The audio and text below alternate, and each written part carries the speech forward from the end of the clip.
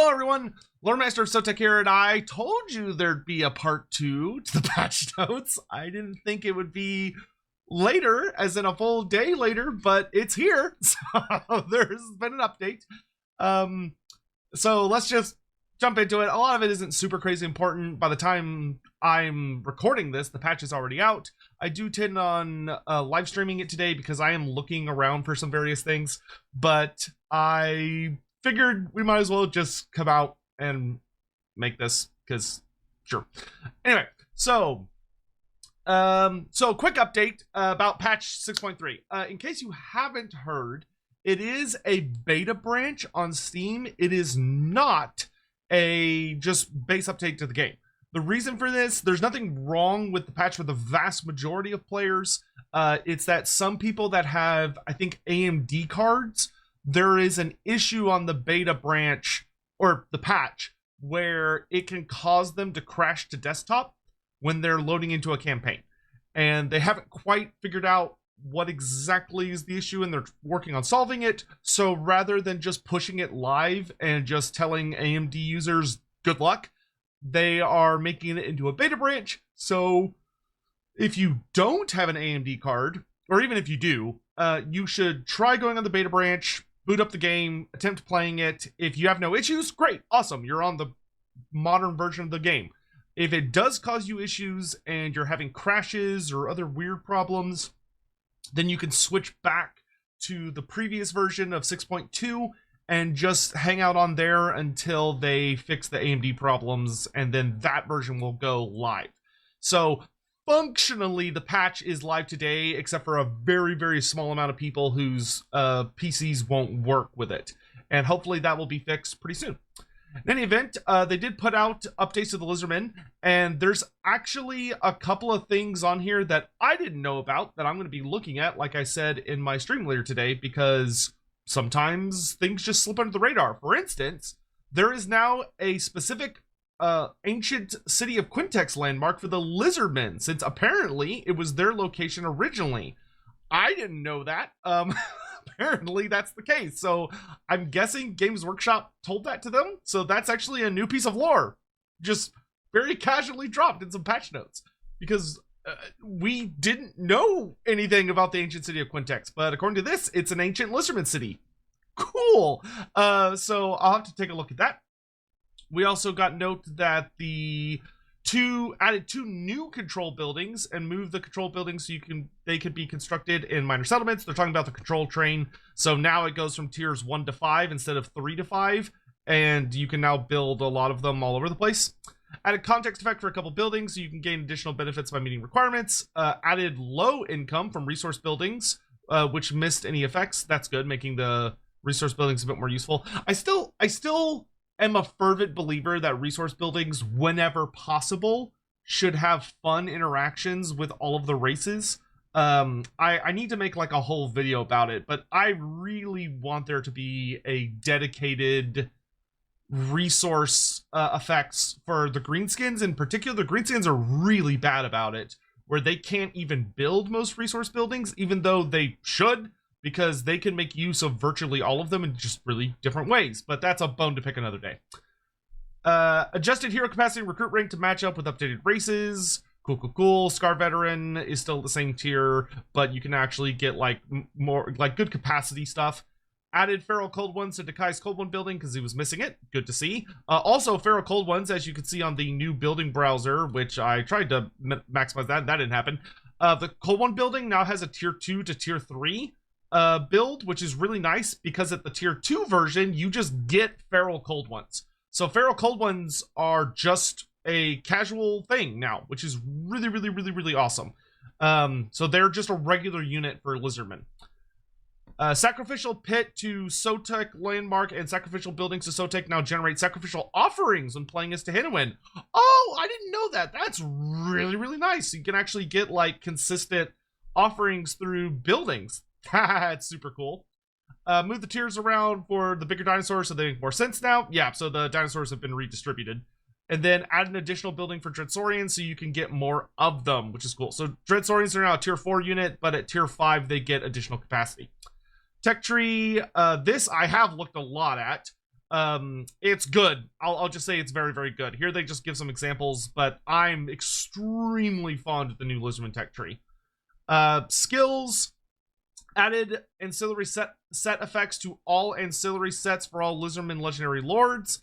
That I'll actually need to take a bit more of a look at because I haven't taken time to really check what all of the new set effects are, because they usually don't touch those, so I'm looking forward to those. Change some of Mazdamundi's effect in his skill tree. Mazdamundi has a new skill which buffs Temple Guard just a little bit, which is really nice. So basically he has a skill, once again I'll be doing this on stream because I'm going to start with Mazdamundi. He gets a skill that the first level, it's 2 levels, and the first level reduces Temple Guard recruitment time by 1, so he gets them in 1 turn instead of 2 turns. And then the second one gives a 5% ward save to all Temple Guard, which is quite nice when you stack it on top of everything else. Change Mazdamundi's starting spells from Apotheosis and Harmonic Convergence to Apotheosis and Soul Quench, and Soul Quench is now his level 1 spell. This was very bluntly something I've strongly advocated for a really long time. It actually makes Mazdamundi more unique than I intended, because I kept forgetting that Soul Quench is technically a tier 2 spell, not a tier 1 spell, because there's tier 1, tier 2, tier 3. And Soul Quench is actually a tier 2 spell, so Mazdamundi having it as a first spell slot is really weird and really unique. It is a very good spell. I have played 2 Mazdamundi campaigns where I was just testing various things and looking for bugs, and I have been very happy with the performance of Soul Quench, especially once you get Mazdamundi on really, really high spell intensity. Like, I've gotten him up to like 165, 185 spell intensity, so like 85% to 65 to 85% additional effects, and Soul Quench hits like a truck when he's buffed. And you can just spam the hell out of it. It's a very, very nice spell. I have seen some people arguing that Harmonic Convergence should be brought back and instead maybe switching out Curse of the Midnight Wind for Soul Quench. I could see that as a viable option, but I'll let the community kind of advertise for that. I would argue that it would be better instead to maybe focus on getting an update for the Lore of Heavens. The Lore of Heavens is one of a few Lores of Magic in the game that has not received an update. Most of the Lores of Magic have received both visual and effect updates, but the Lore of Heavens hasn't. So, you know, it'd be nice to make it where Curse of the Midnight Wind is just a good spell, instead of being like, well, that spell sucks. But because I think Soul Quench at level 1 is really nice, because it lets Mazdamundi actually deal damage on turn 1, instead of needing to wait until he's like several levels above that. Nakai now has no diplomatic penalty for trespassing. Thank God. That should have been in there at the beginning. All Horde factions need that. That's really good. Predatory Fighter's skill gives a little less weapon strength for the conditional, but now affects a lot more races. Yep, so now it affects pretty much all like anti-Lizardman races, but you get a little less weapon strength out of it. Slung can now return 1 turn sooner thanks to the Transcendent Healing skill, so their Transcendent Healing skill has been buffed a little bit. Tehinawin now gets percentage sacrifices and battle loot in a skill, and some more from the Sotek Landmark 2. Awesome. So just way more sacrifices for Tehinawin. Mazdamundi's diplomacy effect is clearer now. Cool. Slon generation traits are now different. Yep. I've been trying to find a 5th generation Slon, and people have been telling me there is no 5th generation Slon. So I may need to bug CA about that, because I found 4th, 3rd, and 2nd, but I have not been able to find 5th. Which there should be a 5th generation, but I haven't been able to discover it. So I'll have to look into that. When playing as Nakai, Crocscore Ancients are not constrained the same way as other Lizardman factions. They can now unlock their entire unique line instead of having to choose between Meat Shield and Deeder and Death. That is a very, very cool effect. That's a very cool effect to make a character feel special. Nakai's Demon Crusher now removes Demonic. That's super good. So that basically makes it where Nakai can make demons literally run away from him in terror, and he also gets rid of their physical resistance, which is kind of crazy. So yeah, he can make demons run in terror, which is fantastic. The Minor Blessings, which are awesome. We'll be talking about those a lot on stream today. The Sword Scar Veteran has a unique tree, which is super cool. Oh, here's the new Mazdamundi skill, which is Vehement Zealotry, which we talked about. The Skink Chief now has a unique tree line, but it builds up to Commanding Shriek, which gives you restock, which is awesome. so being able to reload ammo on your various shooting units. The Skink Priest now have a unique tree, as does the Skink Oracle, being able to get missile block chance and barrier hit points. You love to see it. Nakai's right has been changed to, so you have the right of mastery, which he's always had, which is still pretty nice. The right of allegiance is the same. Right of rebirth is, this one's changed. So right of rebirth, a non-replenishing army of blessed units will spawn for the defenders of the... Oh, wow. Okay, that is significantly stronger than it used to be. Wow. Okay, that one's way better than it used to be. And it also gives you more blessed spawning units, too. And then the Rite of Awakening, of course. And then these are the basic Lizardman rights, which we talked a bit about. The big changes being Rite of Primeval Glory now gives you more blessed spawning units, and Rite of Awakening also gives you spawning sequence points for both Nakai and basic Lizardmen, which allows you to recruit blessed spawning units. Battle, yep, there's an improved spawn kit ability you can get through the tech tree. All single entity monsters have wall breaker except for Troglodons and Carnosaurs. I'm still not convinced on that. I feel like that gives the Lizardmen too many dinosaurs with wall breaker. I feel like the Dread Saurian should have wall breaker, but I don't personally think that the... I personally don't think the Stegodon and the Bastiladon should have wall breaker. I feel like the walls in the game are large enough that if a Bastiladon or a Stegodon tried to thump into them, they'd either snap their necks or just not do anything meaningful to the wall, whereas the Dread Saurians are like so big, I'm like, oh yeah, obviously they could tear apart a wall. So I think this is one of those things I might advertise against a little bit, because I feel like it could make Lizardmen a little too good at sieges, especially once we, like, you know, hopefully get the full ladder update and stuff. I think just Dread Saurians is fine. The Sunburst standard is 55 meters. I didn't know that. That's great. That's actually a huge buff to that. Faction and Lord effects. Mazda Mundi lost the he has a minus 30% keep instead of minus like 50 or whatever nonsense it was. It's still good. Yep, he no longer gets diplomacy debuffs with Lizardmen, which is nice. Instead, he gets minus 20 with all non-Lizardmen, which totally makes sense and is fine. Reduction for all rights is really, really cool. And yep, he's just really good. New blessed spawnings. There are up to 9 new blessed spawnings. Okay, all of the new blessed spawnings are amazing. They're super good. My biggest issue is that none of the old blessed spawnings seem to have changed.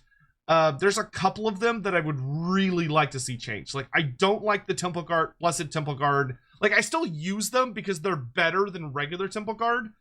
They have more base health and they have double charge bonus, which isn't great, but they're still better.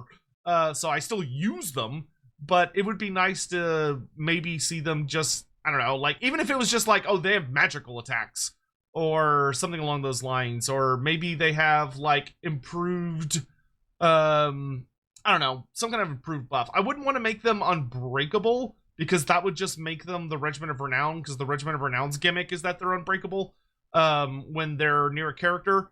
So I would want to do something that isn't the same as the Regiment of Renown, but still good. I don't know what, though. And the Saurus with spears are also really bad, because they're like, oh, they have the Woodsman trait, but they're infantry, so I don't, like, the woods don't really do anything to them. All it does is, I guess, makes them move through forests better, but there's no, like, great advantage to it that I can detect. So I don't know what's up with that. And like, I would just, at some point, I'd like to see someone go through the ones that we already have and just tweak them slightly.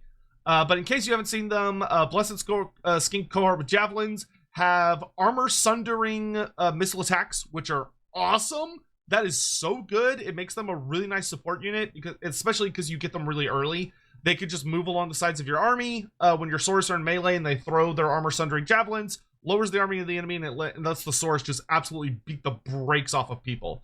Blessed Chameleon Stalkers have significantly lower numbers, but they have Unspottable, so their stealth is much better. And they also have a trait called Assassin, which is really, really nice, where basically if an enemy, I think, has like 33% or less health, they deal more damage. So like they're really good at killing low health enemies, which is really cool.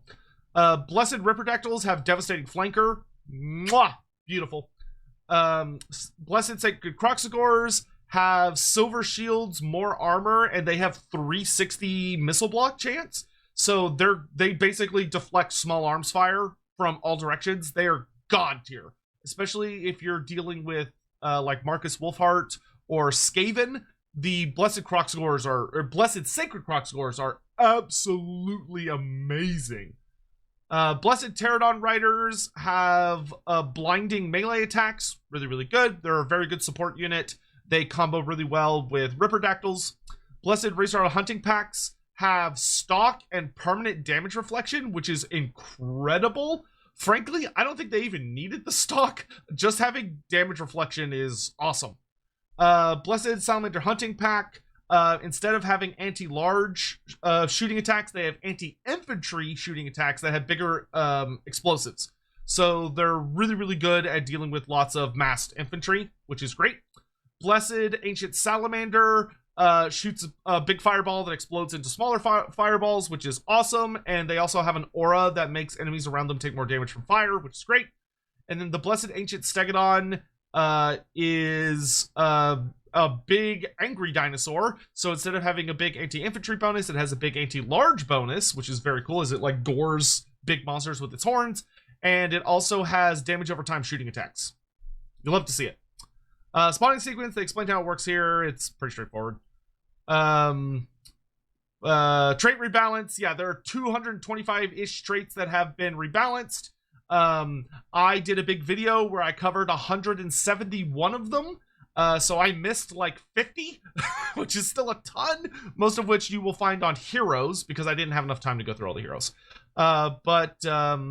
So feel free to check that out, which is super cool. And there are still a few that I think need to be tweaked, but the vast majority are so much better. Miscellaneous, there's a new follower. Cool. Also all the new dinosaur colorations, which is really, really cool. There's a reduction to moving through jungles on the map, which should make moving through jungles a little less painful. I would like to see this also treated with a bit more nuance. Like, I would like to see, if possible, I think it would be very cool for like wood elves to have a slight movement bonus when moving through magical forests, or just all forests actually. And lizardmen, I also think, should have a bonus when moving through jungles. I wouldn't do it for any other kind of forest, but just jungles. So like lizardmen in the Southlands and Lustria are a little faster than everybody else. I think would be cool. The new commandments are really, really nice. So alignment of crafting makes it where whenever you use the right the Rite of Awakening, it gives you an additional buff, which is super duper cool. To like how many spawning sequence you're getting.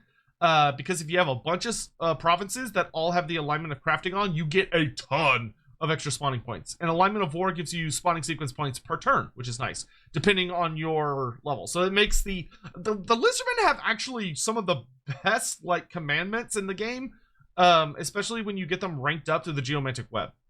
Updates to Tomb Kings. Yep, they did a lot of various buffs to all of they did a lot of buffs. So here you can see all of their faction and lord traits. Pretty much all of them have gotten significantly better.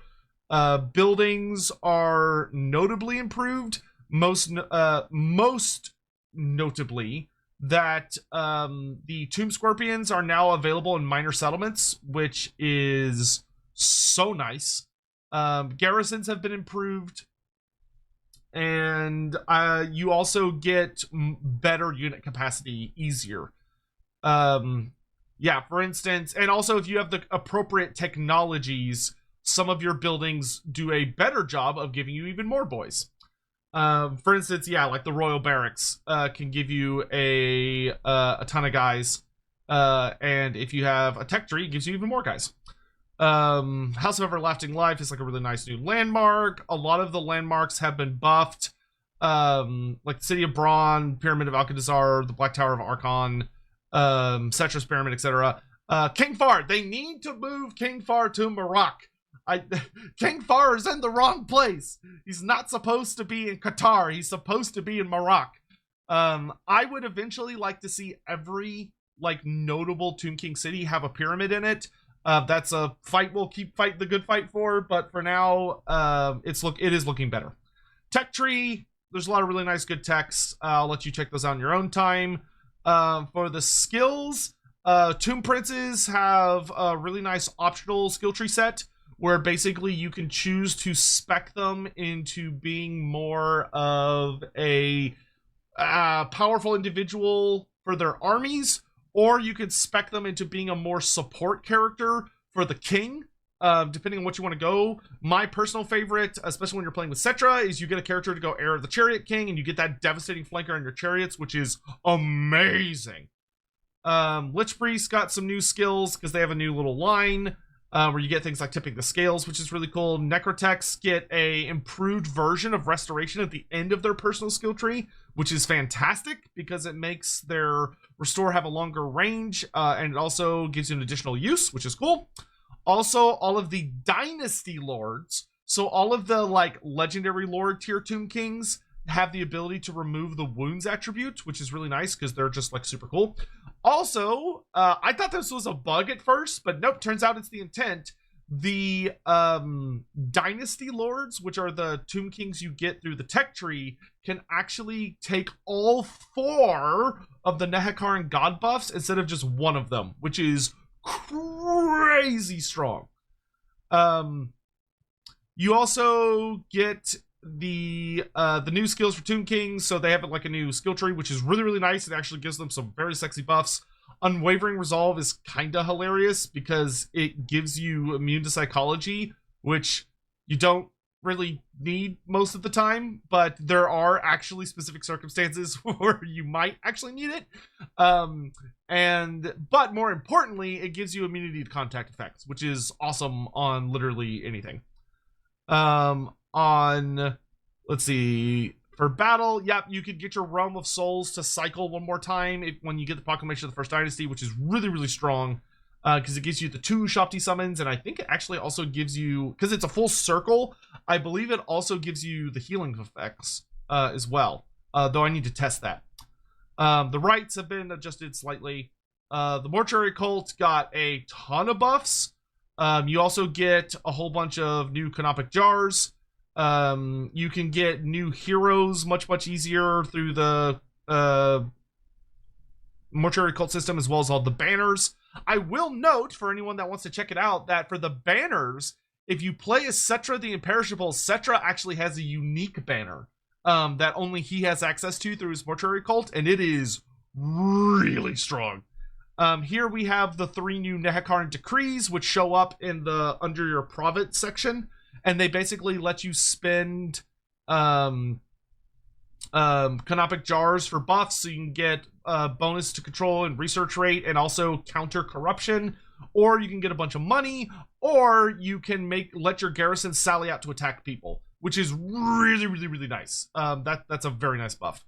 Costings, yeah, they had some like cost stuff. Here they show you some of the banners, which are cool. I still want more. I still want more banners, and I also want more arcane items. They did add another green arcane item, but I really want a new blue arcane item and a unique purple arcane item. That's something I will continue to fight for. The Confederation stuff we already talked about.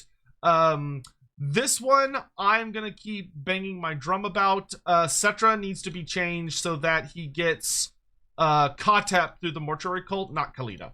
I think if you're going to throw out the idea of lore, it does not make sense to me that Cetra would use the Mortuary Cult to influence Khalida. That is not how he would do it. He would go over there and beat her up, because that is how the Tomb Kings settle their disputes, is they have these great epic wars. Usually there'll be like a duel between their champions, or they'll have a big fight between their armies, and the winner will have to acknowledge the loser, except for Cetra, because he's an asshole and he doesn't acknowledge anyone. But Katep is a member of the Mortuary Cult. He is one of the greatest, he's the Grand Hierophant. He's the one that was kind of in like the highest position and had to wake Cetra up and took a lot of the blame for what had happened. So Cetra banished him from Kimry, but Cetra is the only one who has the power to bring him back. And Cetra would not do it through tracking him down and beating him in a fight. No, he would order him home. Now you might be like, oh, well, in the end times, like Cetra is like, oh, well, Cetra does not go back on the word of Cetra. Well, yeah, okay, so you could argue that like Cetra doesn't allow Katep to return to Kimry, but he's allowed to be in Nahakara. He's just not allowed to be in Kimry, which is a very different thing. But Cetra is the only one who has the authority to restore Katep's position, and basically demand that he return home, because none may refute or refuse the word of Cetra, and Katep is a big Cetra stan anyway. And there are different ways you could rationalize it, but I would say that ultimately it's a sandbox game, and you're allowed to do a lot of things that aren't really lore accurate. So I wouldn't get too hung up on it, but from a practical perspective, Kalita is like right down the block from Cetra. It is so easy as Cetra to just walk over there, beat her up, and confederate her. Katep is across the entire freaking world. He's all the way over there. You're not gonna have the time to go over there and get him, because it's not even like you could send a hero over there. You have to send an army all the way over to Nagaroth, walk across Nagaroth to track down Katep, and then kill him in a fight to confederate him. It's ridiculous. I think it's absolutely ridiculous. Books of Nagash, they moved around a little bit. So they showed like before and after, so you can see they're all a lot closer. There's still a couple of faraway ones, but they're much closer to the various characters now, instead of being as spread out as they were. And the same actually goes for Volkmar and Manfred as well. So the effects, actually except for Manfred stayed the exact same. So that's really good. Audio stuff. We see that Wulfric has had his audio expanded a good bit, so he just has a lot more lines. And then Throg has a brand new voice and has a bunch of I've listened to Throg stuff. Throg sounds great. I saw some people saying that, like, oh, he's not Shakespearean enough, and no, just go play the game. Like, go play the game and listen. He's very eloquent. Like, he has a lot of really fantastic phrases, and he speaks very thoughtfully, and he actually makes references to some of his end time storyline and some of his Gotrek and Felix storyline. Like, there's a line he makes about not wanting to be the only one of his, like, there's a part where he, when you're moving around the campaign map, you have a chance of getting a piece of dialogue from him where he basically references his storyline from Gotrek and Felix, where his whole thing is that he doesn't want to be alone, and that he wants an equal. So he talks about it in some really, really fun, insightful ways. I think they did a very good job. Albric is no longer generic. He is now basically been, he just has his own unique voice line based on, and fairly, they gave him the original Bretonnian Lord VO, which they should, because it's the VO from the trailer, and the trailer, to be frank, is about Alberic. He's the POV character, so it's suitable, in my opinion, that Alberic got that voice as his voice. So now that trailer makes sense. So that is his voice now, but he does have a bunch of new lines. And also, there is a new voice for the Bretonnian Lords, because we have some of the old voices, but there's now an additional new voice for the Bretonnian Lords that you can get, which is from the same guy. He's just doing a different voice. Warriors of Chaos have gotten their music from Warhammer 1, and there's also more battle tracks from the High Elves, Dark Elves, Lizardmen, Skaven, Tomb Kings, and Vampire Coast. Very cool. Miscellaneous stuff, they've updated some of the skill trees for the Greenskin characters. There actually was kind of a funny thing with the Goblin Big Boss, where I think on stream they showed him having, I think it was Glory Steela. He had the ability to get Executioner. That was removed, and he now does something else, which is good, because Executioner on a Goblin Big Boss is probably a little much. But I will note that I am not satisfied with this yet. The bottom tree for the Goblin Big Boss needs another slot for Forest Goblins. Because he can ride a giant spider, he can functionally be a Forest Goblin character, but he doesn't have the Forest Goblin buffs, which is silly. So, because right now he has wolf goblins, he has wolf rider buffs, artillery buffs, and chariot buffs. I believe he should have a fourth option, which is spider buffs, and I will stand with that unless CA decides to capitulate and give us a forest goblin big boss. If they gave us a forest goblin big boss, though, I wouldn't want one actually. I would want a forest goblin war boss and a forest goblin shaman. Yeah, I wouldn't want the hero version of the forest goblins to be a big boss, because he would practically be the exact same as the goblin big boss. I would rather have it be the shaman, because the night goblin shaman is our only Little Wall hero, and he is notably restrained in that he's only able to be on foot, and he's very night goblin coded. He can't actually represent the other kinds of goblins. I would love to see a regular goblin shaman who's able to like ride a wolf, ride a spider, maybe ride a chariot.